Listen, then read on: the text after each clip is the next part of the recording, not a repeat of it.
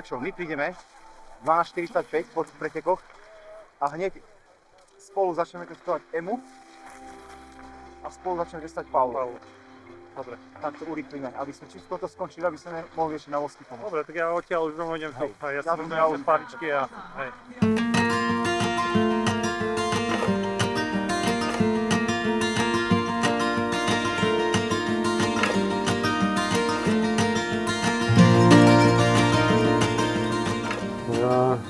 My keď ukončíme tréning s chlapcami o 13:00, tak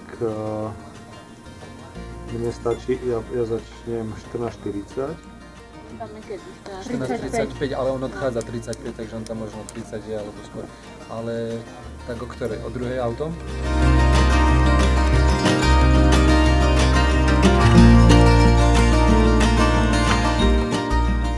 V podstate každé to podujatie, na ktorom sme v tom trimestri, má svoj program. Či sú to už neoficiálne tréningy, oficiálne tréningy a potom samotné pretekové dni.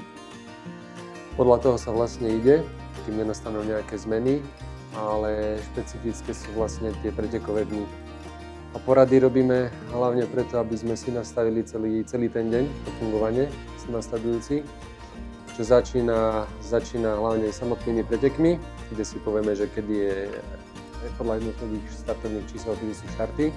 A testovanie lyží, kedy majú byť pretekári na teste lyží, kedy musia odovzdať lyže pripravené servis na floor test.